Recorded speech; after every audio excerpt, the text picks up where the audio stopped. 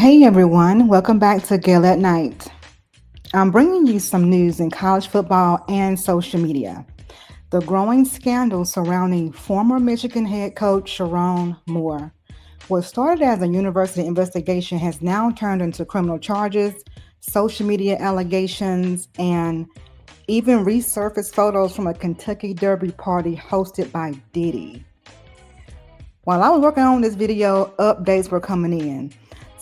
Sherrone Moore was once seen as one of the strongest up and coming coaches in college football, from assistant to offensive coordinator to head coach of the Michigan Wolverines. But earlier December 2025, this month, everything came crashing down. On December 10th, Michigan fired Moore for cause after an internal investigation found he engaged in an inappropriate relationship with a staff member, which is a violation of university policy. The university president later called it a painful breach of trust and said the athletic department has zero tolerance for that kind of conduct. Soon after being fired, Moore was taken into police custody.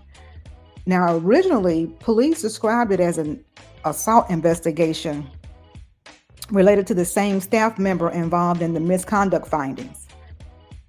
But now there are formal charges. As of today, December 12th, Moore has been charged with third-degree home invasion, stalking, breaking and entering. These charges were filed by the Washtenaw County Prosecutor's Office, and Moore has officially been arraigned in court. Home invasion is a felony and could carry a significant prison time if he's convicted. He is still being held at the Washtenaw County Jail with no release date announced as the investigation continues. Before we move on, there is another important piece of this story: the context around Moore's mental state at the time of the incident. Police 911 dispatch audio and local reports suggest that during the call for help, the responding officer mentioned that the suspect, who was later identified as Moore, appeared to be experiencing a mental health crisis and was described as suicidal when officers arrived. It's important to remember that mentions of mental health in news reports are contextual observations, not legal defenses or excuses for harmful actions. Mental health is a serious topic, and if you or someone you know is struggling, please reach out to a professional or crisis support. Some sources also indicate that university officials and donors were aware of potential mental health issues shortly before his firing, though how they may have played into the overall situation isn't fully clear. This doesn't excuse unlawful behavior or the allegations themselves, but it does add another layer to a story that involves high pressure, personal turmoil, and serious consequences. Now, let's talk about the part that blew up on social media. An OnlyFans model named Mia Sorority claimed publicly that Moore slid into her DMs. She wrote online that she wasn't surprised when he messaged her, saying he was trying to risk it all with an OnlyFans model. It is important to point out that no screenshots or proof of these DMs were made public. These claims remain unverified and are circulating only on social media. But the allegations went viral, especially after users pointed out that Moore followed a large number of Instagram models, female journalists, and other adult content creators. And in the middle of all this, people dug up an old photo of Moore from 2018 where he attended a Kentucky Derby party hosted by Sean Diddy Combs at the Louisville Palace Hotel. That trip was part of a celebratory Michigan Connected weekend, and Moore posted it online back then with hashtags like Kentucky Derby and Can't Stop, Won't Stop. The party itself wasn't inappropriate, but because of Diddy's recent controversies and Moore's current scandal, this old photo is being re-examined with fresh eyes. Moore has been married since 2015 and has 3 daughters. And that's part of why this story is hitting people so hard, because behind the headlines are real families being affected. The University of Michigan didn't stop at just firing him. The school's president sent a campus-wide letter condemning Moore's actions as a breach of trust and reaffirmed their commitment to safety and integrity.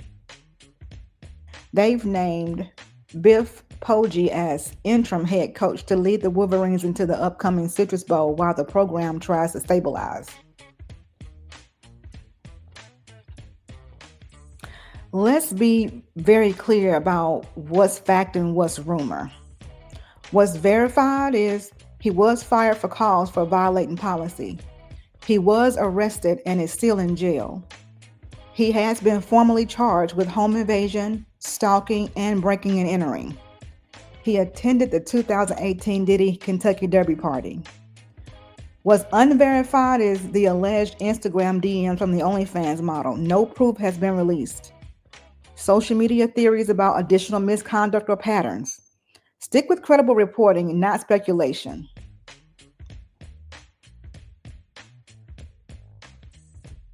Operated in some form of investigation there. As we all now know, the defendant was at some point on Wednesday afternoon fired from his employment. He then, at some point soon thereafter, came to her apartment in the address that is alleged in the complaint, barged his way into that apartment, immediately then proceeded to a kitchen drawer, grabbed several butter knives and a pair of kitchen scissors, and began to threaten his own life. I'm going to kill myself. I'm going to make you watch. My blood is on your hands. You ruined my life. And a series of very, very threatening, intimidating, terrifying, quite frankly, statements and behaviors there in that apartment. It was only then, Your Honor, when the victim, she called her attorney and then at some point indicated she was going to call the police, and then he left. And so, Your Honor, while I understand that there isn't evidence to suggest that he directly threatened the victim with any of those implements that I've indicated, the totality of the behavior is highly threatening and highly intimidating. She was terrorized, Your Honor. And in light of the totality of all of those circumstances, we consider the defendant to be a risk to public safety, a risk to this victim. And it is for those reasons that we are asking for those specific conditions. I am more than happy to answer any other questions that the court may have or give you further information. And I appreciate the opportunity. Thank you. Simon, Bob. Your Honor, let me start at the end where the people ended. In terms of risk to public safety, my client's 39 years old with zero prior criminal history, zero prior contact with the criminal justice system in any fashion. The threat to public safety argument by these charges, maybe that's the point, but there's no evidence to suggest that he's a threat to the public safety. The next thing is that the people referenced the court rule that I want to come back to, that you can't deny bond in a situation like this, and they referenced something else that I want to come back to, which is the fact that they reviewed thoroughly the police report, and they reviewed thoroughly the body cam. I've had none of that opportunity. And not too early for that in the proceedings, so when people come here and make factual representations, although I trust Ms. Mirsky very much as an officer of the court, I have no ability to respond to those factual representations. So here's what I'm going to ask the court. The monetary bond component, the two considerations by court rule are my client will appear. Let me speak to that. He's got a home here. His family is here. He's got ties to our community. He's retained a local counsel here. Second thing is that my client is not otherwise a danger to the public or danger to the complainant. There are other, that is why monetary components are requested, but there are other measures to address them. For example, the request for a GPS tether, that was an expected request. My client will gladly comply with that request. The second thing is my client having no contact.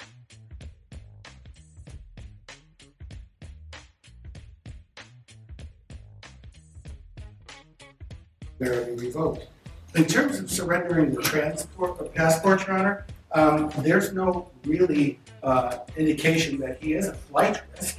My client has those established ties that I talked about. But in addition to that, Your Honor, he would have an order from the court, like everyone else does, that would be no leaving the state and leaving the country without permission of the court, and he would certainly abide by that. Your Honor, with respect to the request for a mental health evaluation, I will represent a few things that are my understanding, again, without being privileged to have reviewed discovery. My understanding is that following his arrest, my client was taken to the St. Joseph Mercy Health System for an evaluation, a mental health evaluation. My understanding is following that evaluation, he was not turned over for a commitment, but instead turned back over to law enforcement for lodging. That's where he's been at the Washington County Jail since. I can also tell the court that the Community Mental Health Department saw my client yesterday for an evaluation as well, without any further recommendation. If you make that a condition of bond, I can tell the court that he get a mental health evaluation.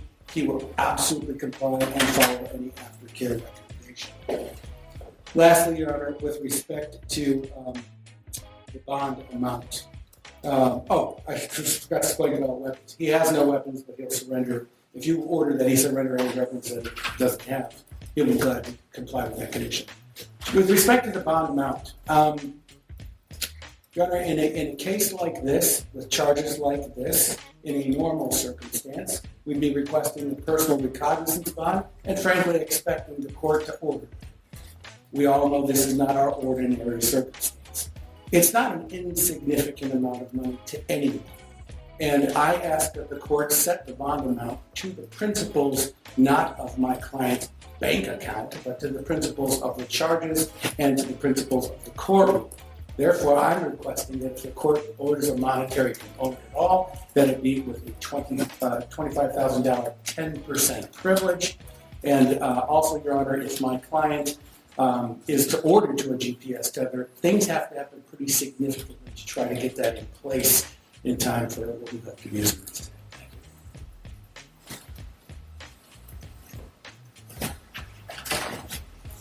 Mr. Moore, could you state your name, please? Sherrone Moore. So you are not to use alcohol, marijuana, or any other controlled substance that is not prescribed to you. You are not to possess or purchase a firearm or any other dangerous weapon. You are not to. However, you may not leave the state of Michigan without permission of the court. Prior to your release, you will be placed on a GPS tether. You will not be released before that GPS tether is placed upon you. You must continue all mental health treatment as a condition of your bond. The named victim in this case will not be placed on the record. You may not have contact with that individual. That means no calling, no writing, no video chatting, no texting, no emailing, or any other form of contact the human mind can possibly fathom. No one in the world thinks that this person is going to reach out to you. Should they do so, and again, no one thinks that they're going to, you may not reply in any form or fashion. The named victim's address will not be placed on the record, but you may not go to that location for any reason whatsoever. Are we understood on the no contact and no go-to, sir? Yes, Your Honor. If you have any questions about that, you have a good attorney, simply ask them. You understand? Yes, Your Honor.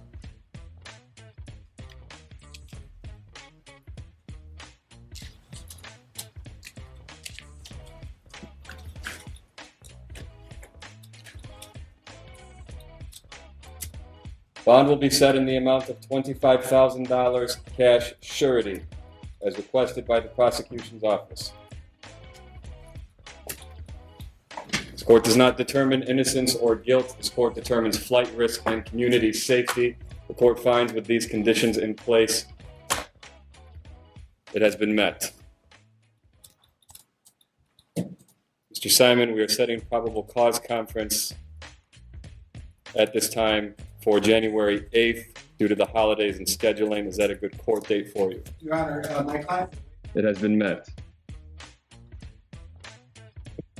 Mr. Simon, we are setting probable cause conference at this time for January 8th due to the holidays and scheduling. Is that a good court date for you? Your Honor, my client will waive his right to have that next court appearance within 14 days. I've discussed that with him. I also tried to coordinate calendars with Ms. Rasmirski. In support of that, I think we're both available on January 22nd, if the court would order that. And I'll add one more thing for the record in support of that. I understand that there is continuing investigation. So in addition to the discovery I don't yet have, there may be even more. So it will be January 26th, 2020. 22nd, 15, 22nd, 29th. January 22nd, then January 22nd, 2026, 9 a.m., 14A1 District Court, Courtroom C. That will be in person. Sir, do not violate these bond conditions. Follow all orders of the court. Stay in contact with your lawyer. That concludes this hearing. Thank you very much. We've been watching the arraignment of ex-Michigan head football coach Sherrone Moore, now charged with felony home invasion and 3 misdemeanors related to his arrest. A judge determining that he is not a flight risk nor a danger to the community should he follow the conditions that were set out as part of his release. Bond is set for him at $25,000. The prosecution argued that hours after he was fired, Moore barged into the victim's home, went into her kitchen drawer, grabbed knives and scissors, and then threatened his own life, allegedly saying, "You ruined my life. My blood is on your hands." Apparently, at that point, the victim called police and Moore left. The totality of the behavior, prosecutors argued, is highly threatening. The judge there siding with the defense that made the case that there is no evidence that he's a threat to public safety. We have Whitney Wild with us, who's been tracking the details of this case, as well as former state attorney for Palm Beach County, Dave Ehrenberg. We'll get the legal perspective in just a moment, Dave. But Whitney, your takeaways from this arraignment? This is the first real detail we have about any of this that occurred 48 hours ago, Boris. We just dipped into it, but again, I'll just catch our viewers up to speed. As you said, it certainly sounds like this was Sherrone Moore's reaction to having been fired hours after he was fired. And we know that it was because he had an inappropriate relationship with a staff member. He barged into a victim's home. Again, he was, according to the prosecutors, his behavior was highly threatening. It was highly intimidating. He told the victim, "You're ruining my life," indicated that he said something to the effect of, "I'm going to kill myself." After the victim called her attorney and then indicated that she would call police, according to the prosecutor, he then left. What the prosecutor was saying to the judge in trying to get the most stringent bond restrictions possible here is that the totality of the behavior is highly threatening, highly intimidating. And the word that the prosecutor used was she was terrorized. The prosecutors did consider the defendant a risk to public safety. And so, again, they were asking for specific conditions here. The defense arguing that he has a family here, he has a home here, he has no criminal record, no contact with law enforcement, no contact with the criminal justice system. And so really this is a specific incident, poses no further risk to the community. And the judge laying out very specifically the conditions of the bond. No contact with the victim. Even if the victim attempts to contact Sherrone Moore, he is not to respond. He is now going to be placed on a GPS monitor. As you said, $25,000 bond. His next court appearance is January 22nd. We will see if more court records come out. We have requested 911 calls. We've requested a more detailed police report that may give an even more detailed narrative about what happened. But so far, Boris, these are answers that I think everybody has been waiting for over the last 2 days, once news broke that Sherrone Moore was fired and that he was later arrested. Boris? Yeah, really a stunning turnaround if these allegations turn out to be true. Whitney, please stand by. Let's go to Dave Ehrenberg. Dave, what is your reaction to hearing this? Obviously, outside of the fact that he had such a high-profile job and that so many producers are telling me that his attorneys are coming out and speaking to reporters. Let's listen in. I'm just going to not answer that question, but he'll be in the community. Tell us about this. What's the mood of your client right now? Listen, that is something that I will also not comment on, but I will say you heard that there was a condition of bond for him to have mental health counseling, and we expect that too. Okay? Do you have any comments on the allegations? None. And I said in court, I've not seen a police report. I've not seen any other discovery. It would be irresponsible to comment, so I won't. How's he doing mentally? Is he saying anything? Yeah, so I'm, again, not going to comment on that. Thank you very much, but I do need to get through you guys. Thank you. Joe Simon there, the defense attorney for Sherrone Moore, choosing not to comment on a number of questions, specifically about the well-being of his client, saying that he won't dig into the details, but as part of his release, the condition is that he will continue with mental health counseling, notable given some of the allegations about suicidal remarks. David, just stepping back, as I was saying a moment ago, remove from the equation the fact that this is a high-profile individual whose firing was obviously newsworthy. Do you think that the stipulations set forward by the judge, this $25,000 bond, as well as these conditions, are appropriate for the charges that he's facing? I do, Boris. It's pretty normal. These are serious charges. One of them is a felony, but he's a first-time offender. He is really not much of a flight risk. I mean, he's pretty well known. He has ties to the community. He's more of a threat to himself than to others. And so I do think that the bond conditions are appropriate. We need to make sure he is nowhere near the victim, does not try to communicate with her. And if he does, he'll be locked up immediately pending trial. My biggest takeaway was learning that when he got the knife, he did not use it to threaten the victim. He used it to threaten himself. That's why you don't see more serious charges of aggravated assault with a deadly weapon or more aggravated home invasion charge. This is just third-degree home invasion, which is, even though it's serious, it's the lowest level felony. And it could be punishable by up to 5 years in prison, but he is a first-time offender, so he would likely get nowhere near that. What do you imagine the defense is going to argue on his behalf? Do you think it's likely that perhaps they come to some arrangement with prosecutors and this thing never goes to trial? Yeah, very possibly. First-time offender, someone who has mental health issues, someone who threatened himself, not another person. That's key. And I think that if the victim agrees, that you could see a plea deal where he has probation and mental health treatment and ends up serving no time in jail or prison. I think that's actually a possibility. So we'll see how it plays out. But right now, he's a subject of worldwide ridicule, humiliation, which is punishment in itself. But ultimately, I think the victim's wishes will be important here because she's the one who allegedly has been stalked and has been perhaps threatened in the past. And she needs to tell the prosecutors which way to go on this. To that point, the school has been investigating this alleged inappropriate relationship, or what they say is a confirmed inappropriate relationship, since October. And its investigation into the handling of this relationship is currently being done by an outside law firm.